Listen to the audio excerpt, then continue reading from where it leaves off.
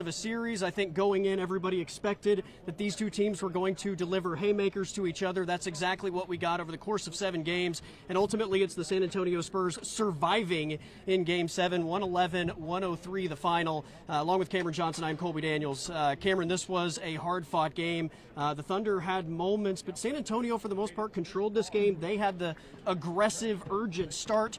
Felt like Thunder were playing catch-up most of the night, and ultimately they fell short down the stretch. They gave themselves an opportunity. It was thrilling to the end, but just didn't have enough for a team that was built on depth. It kind of seemed like injuries and the lack of depth in terms of another ball handler outside of SGA, ultimately their demise. Yeah, Shai Gilgeous-Alexander said before this game, anything can happen in Game 7, and, you know, some might have thought that the home court advantage would play more of an advantage, but these were two teams at the end of the day who really wanted to get to the NBA Finals, let alone also rivals. But like you said, the Spurs, they get out to another big start. That's what we've been used to seeing in this series, but the Thunder had so many good runs, promising moments. In the end, they just kind of, I don't know if they lost steam, but they couldn't capitalize on their big plays in the end, and ultimately San Antonio pulls away and was the stronger team.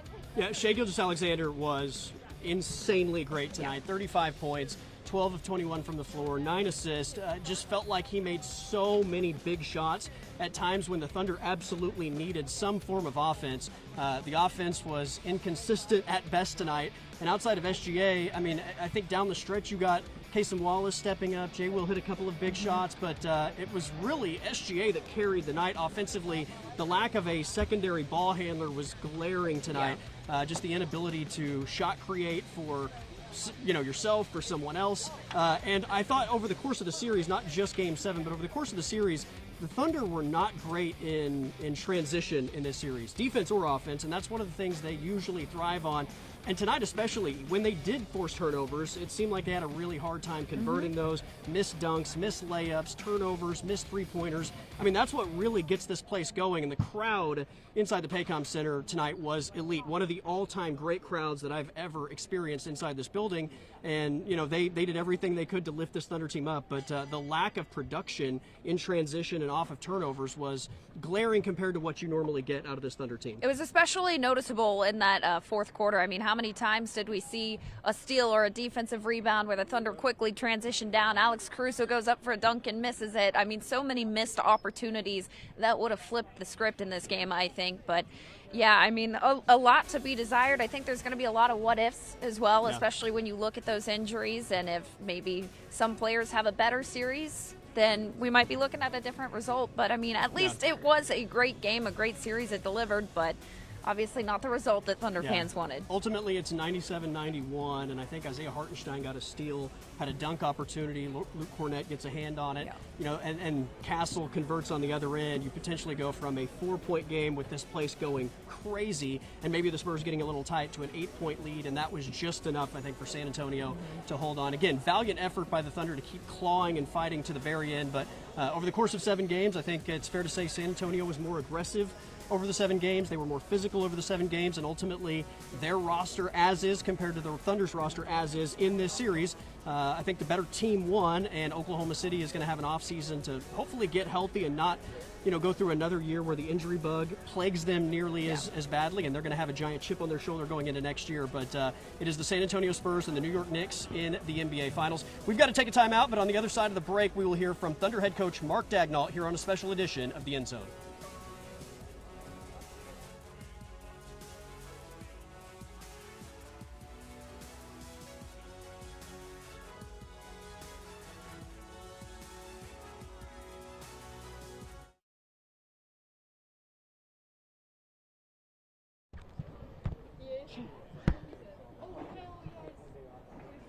Okay, so after this break, we have 2 more breaks and then an outbreak. Is that right?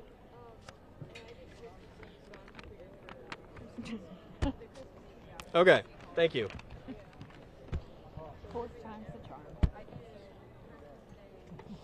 So we're going to play Daigneault on the other side.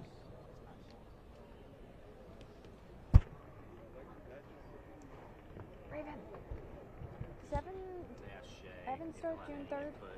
Okay. He texted or called me yesterday. He was like, "Hey, I need you. Like, I might need your help for you to go swing by and pick up my keys at the front office." Yeah, he was like, "The movers won't tell me what time they're showing up, and the front office closes at my apartment at 2." And he's like, "Are you gonna get down there early enough?" I was like, "No." We need to like pick them out. Yeah. We should indeed. I don't know how we do that, Yeah, I don't need it. but Make him come to yeah. Make him come to Dulce. You're taking. But we may Yeah, be here you're- next week for championship World Series or something. That's the only thing to cover. I can't come back to that. Kidding. Anyone?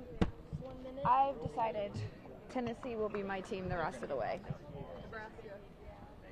Oh, because you're a Jordy fan. Ugh, shocker. Okay. Wow. And she's just sad. Oh my God. Hater mode. Yeah, she's in Yeah, hater mode. total All hater of our- mode.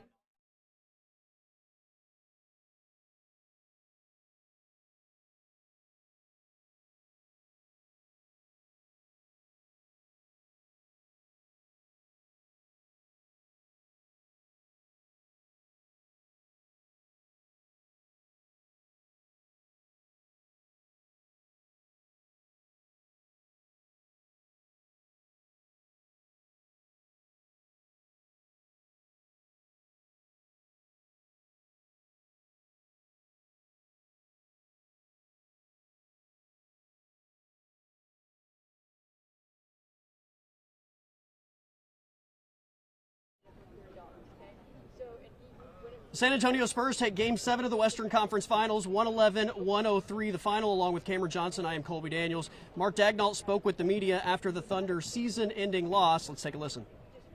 Just off the top, I want to start by congratulating San Antonio on a hard-fought series and an unbelievable run that they're on right now. We have nothing but respect for their team, organization, and my counterpart, Mitch Johnson. I'm so happy for and impressed with. It's one thing for them to emerge as the team that they did this season, but they continue to get better throughout the season and stayed hungry throughout the season, and I think that's a testament to Mitch and his staff, so, and the team, obviously. So, second thing I just want to hit is I want to thank our fans that were in the building tonight, and then all of our fans for their support. I say all the time, the fans put the wind at our backs. The environment tonight was off the charts. They did everything they could for us tonight, and we appreciate, even in the tough times, we appreciate the support we get from everybody. So.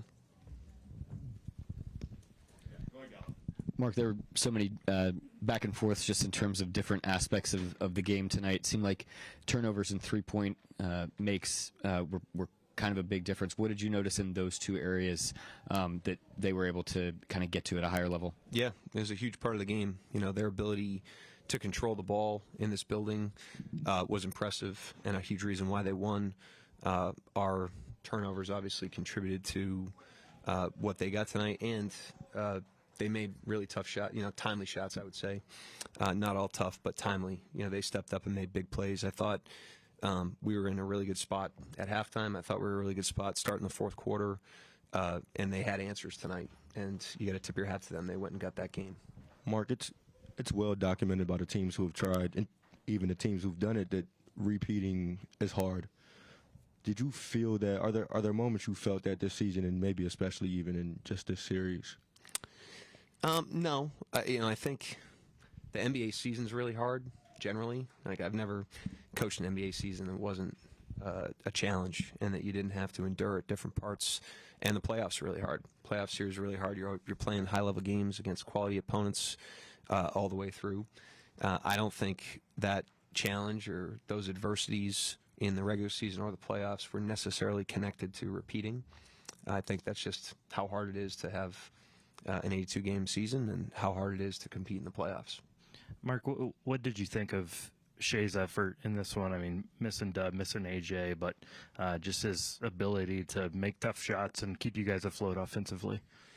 He was brilliant, obviously. He had a great game. I thought we did a better job of putting him in some good spots, both in terms of, from the stuff we got into to the stuff on the court.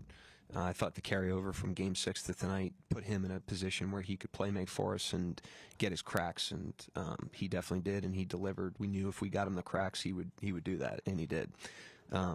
So it was a really big-time game by him. Obviously, that would have been one of the stories of the game had we been able to figure out a way to win it. But, yeah, he's a brilliant player, obviously. A couple questions. First, big picture, you guys raised the bar, whether it's championship or it's disappointment. How do you put this season in perspective for you? You can be both, proud of the effort and the progress, and the level we were able to play, to be a 64-win team, have the net rating we did, overcome some of the adversities we did in the season, is something we're incredibly proud of. It's something we can build on. When you have a team that's together for a long time, you have to grow from every experience, including the tough ones, and it's the NBA. There are tough ones. And we can also be really disappointed. We felt like we could have won the series, obviously. We were right there in the game and in the series. There's nobody that we don't think we can beat, respectfully. And so, obviously, we're going to be disappointed with the outcome, but you don't have to choose one or the other. You can be proud of the progress you made this season and then some of the successes, and you can also be disappointed. And then, then on just this game specifically, only 2 shot attempts for Chet. Why wasn't he able to get in any kind of, really in the flow of the offense at all? Yeah, I mean, some of that's on me, some of that's on the way we approach the game. That's not all on him. I actually thought he played his minutes pretty well. I thought that run at the end of the second quarter that got us back going and cut into the game, I mean, he was a huge part of that in ways that, may not be in the box score or visible. We didn't get outscored by much when he was on the court. So, again, I can take some responsibility for that. But I still think he played a big-time game in some areas. Mark, playing a bulk of this series without Jalen and AJ, obviously I'm not looking for excuses, but those are 2 of your best players that you didn't have to face a really good team. How did that change the trajectory of what you guys were forced to do and just how you were trying to mix and match and trying to make things work? I mean, who you have available always changes the decisions you make. But as it relates to AJ and Dub, we have not been an excuse team ever, and we're not going to start now. And that's part of the reason why we had the season we did and put ourselves in this position to play at home in a Game 7. It's part of the reason why we're at this point in the playoffs. If we were taking the most available excuse at any point, we wouldn't be here. And so, we're not going to start now. I thought we had enough to win, but credit San Antonio. They were the one that did. There you go. That was Thunder head coach Mark Daigneault along with Cameron Johnson. I'm Colby Daniels. Spurs win Game 7 here at the Paycom Center, 111-103 the final. If you're a Thunder fan, you have to, I think, appreciate Mark Daigneault's approach. Never makes excuses. I mean, when every other team in the NBA, complains about the officials and the whistle and the refereeing, the Thunder always take responsibility for things they could do better within a game. Not blaming the injury bug on the loss of this series. I think it's certainly a giant talking point. But to his point, and I think he's absolutely right, they had a chance to win this game, and ultimately they didn't do enough. I think it's going to be a long offseason talking about, the players around SGA, especially when you consider A.J. Mitchell and Jalen Williams not being a part of this series and who showed up and maybe who didn't. Daigneault said that they could have done things better for Chet Holmgren to have more success in this series. But, I mean, he's going to be, I think, in the center of the offseason crosshairs for the series that he had, and especially the Game 7. I know that he didn't have a ton of shot attempts. It felt like he was very nervous or anxious or whatever, terrified even at times to touch the basketball, bobbling passes, just indecisive when he did touch the ball, and the lack of offensive production from a third-team All-NBA player in a Game 7 when you're without critical pieces like Jalen Williams and A.J. Mitchell is something that I would imagine we hear a lot of this offseason. I mentioned the what-ifs. Chet Holmgren is one of the what-ifs. I mean, he had a massive series just earlier this postseason, and then whether it was the Wemby matchup or if he just hit kind of a cold slump, went cold, whatever, I mean, he just did not perform to the level we're used to seeing, and I mean, it's not all on him. I don't think he is the sole reason the series went the way it did, but if he plays a little bit better, plays more like the Chet Holmgren fans know and love, I mean, that's one area where, again, this series could look a little bit different. But yeah, I mean, love Mark Daigneault's approach to it. I mean, just team had a chance to win, showed it on several occasions, but just couldn't close it out. Yeah, I mean, look, you can play the what-if game. It was a 7-game series. You lose game 1 in double overtime. You can play the, what if Wemby doesn't hit the long three-pointer? You get 4 wins, right? Yeah. If you're able to get a little bit more out of J-Dub in one of those games, maybe it turns the tide. If Chet plays a little, I mean, there's going to be a ton of those. I think you have to look at the series as a whole, though, and who might have been missing for large portions of it. It's going to be a tough offseason for Chet Holmgren. Ultimately, it's a team game, though, and the Thunder were in striking position with a couple minutes left, didn't quite get it done. And look, I think this is probably the first of many Western Conference Finals matchups between these two, at least the way they're built, the youth of these teams, the depth of these teams, the star power of these teams. I don't think this is the last time we're going to see them in the postseason, but I think we're in store for many Spurs-Thunder matchups ahead. And this one specifically goes to San Antonio. Along with Cameron Johnson, I am Colby Daniels. Spurs take Game 7 here at the Paycom Center. We'll take a timeout and hear from SGA on the other side of the break. You're watching a special edition of The End Zone.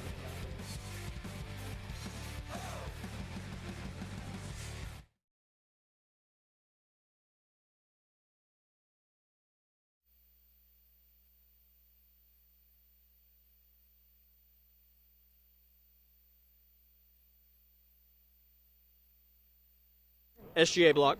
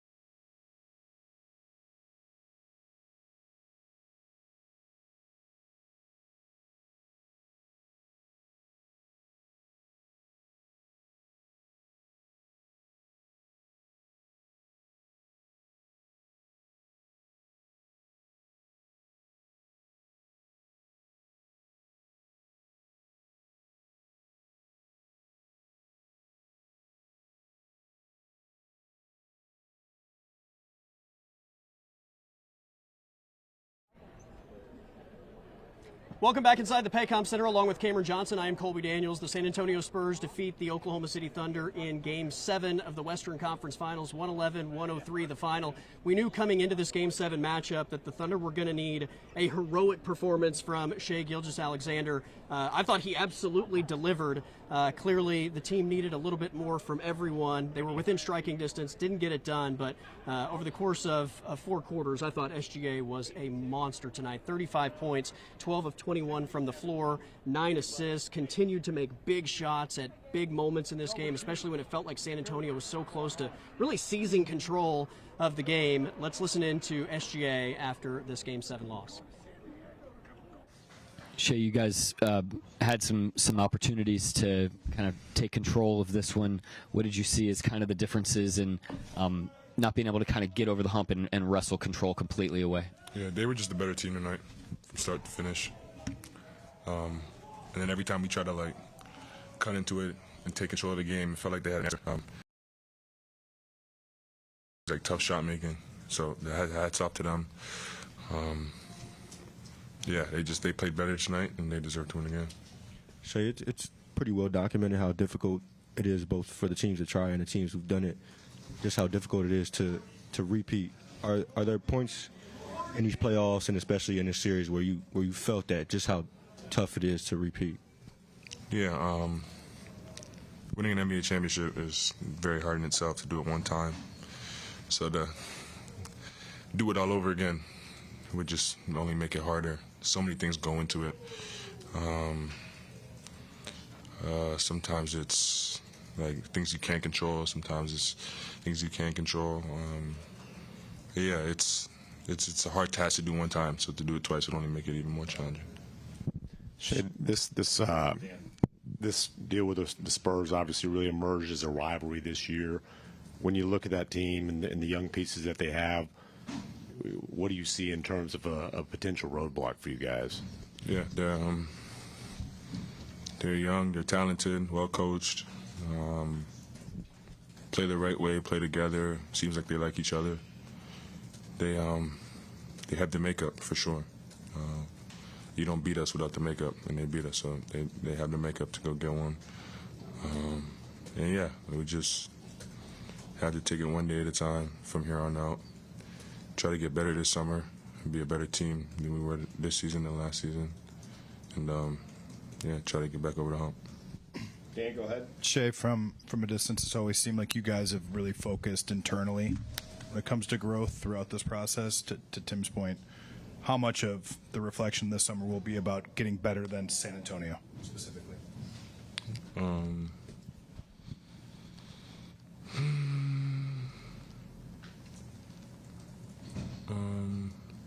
I don't know. I'm not too sure. I think in the summertime, like you try to get better, and then you use the 82 games to figure out the bar and what needs to be done. Especially in the NBA, so many things happen in the summertime, like trades, free agency, new additions, and like the NBA this year looks completely different than it did the year we won. So like it'd be hard to kind of like pinpoint. You kind of like use the 82 game season to figure out what the standard is and how to go get one. But they'll probably be somewhere in that mix for sure next season as well. Joe, go ahead. Shea, given the guys you were missing, it seemed like coming into this game you'd have to have a big night for you guys to have a chance, and you certainly did that. Do you take any solace with just how you played tonight, kind of leaving it all out there in this Game 7? Yeah, I mean, I didn't really have a choice. Big game, big moment, win or go home. I just wanted to leave everything out there, whether the shots went in or didn't. I wanted to make sure that I gave it my all, and I was who I was today. Yeah. We'll go Jenny and then Justin. Shea, to kind of follow up on that, you're playing without a couple guys that were pretty big contributors for you guys all year. To see the guys you had out there playing like they were, competing like they were, I know you guys have talked repeatedly about the competitive nature of this bunch, but what was that like to just see that happening in real time tonight? Yeah, I'm so impressed by this group. Yeah, like, not to make any excuses, but like they're a really good team over there, and losing AJ and Dub the way we did in the midst of the series, you would think like it would be a lot harder for us. But those guys like never got discouraged. They played their butts off, and the reason why we got to this point in the series is because of them. The supporting cast was amazing this series. Hats off to them. They were big time. I wish I was a little bit more myself throughout the series to give them more of a boost, more of a chance. But yeah, I'm nothing but proud of my guys. Even as the final seconds were coming off the clock, there weren't any fans leaving, and they were chanting OKC for you guys. Just, you talk all the time about the support that you guys get from the fan base. What did that mean to you, that moment? Yeah, it's amazing to know that no matter what, they have our backs. I've said it multiple times, Oklahoma really feels like home for me and my family. And there's no place in the country we'd rather be and live and raise a child and build your family and things like that. So the community is amazing. We'll need them again next year and the year after that. But yeah, thank you to them for who they were all season, all year. Michael? You haven't been a group who's made a lot of excuses. You touched on AJ and Dub, but how do you sort of contextualize what you guys need to get better in a series against a team like this when those guys are in and out like this? Yeah, I still think we could have got it done. I still think we had enough to get it done. So we won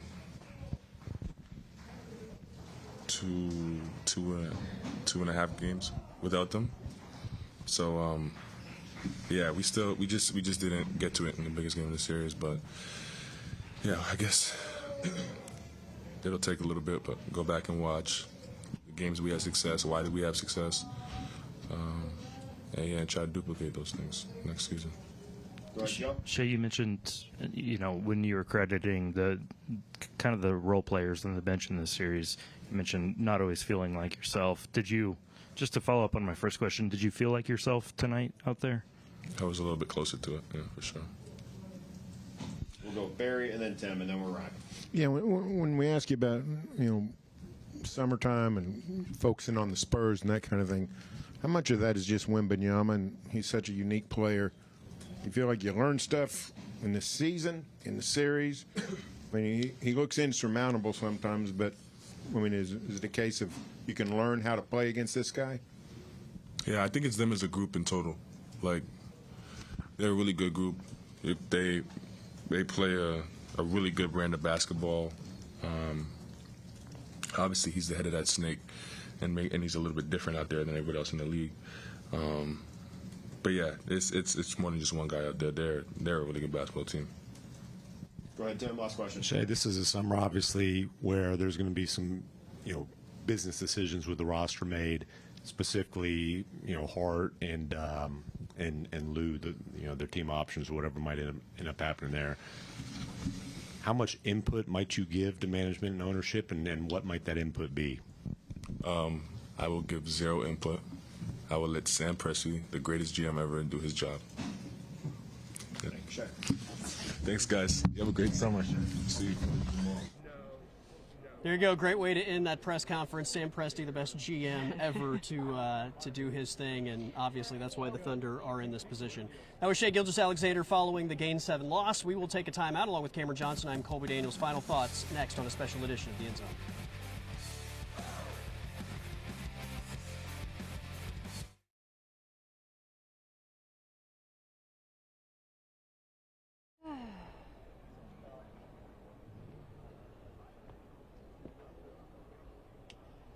From one last time in the Paycom Center.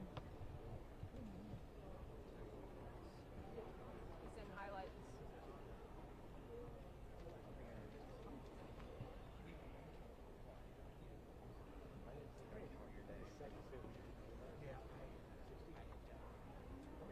Do you want a stopwatch or?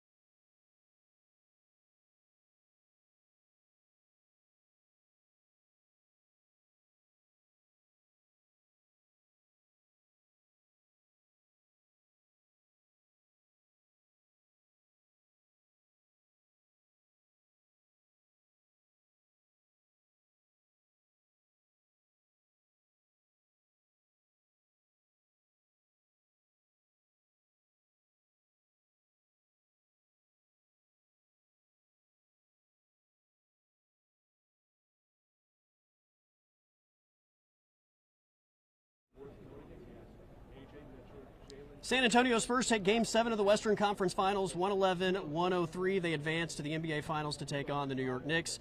The reigning NBA champion Oklahoma City Thunder season comes to an end. Along with Cameron Johnson, I am Colby Daniels.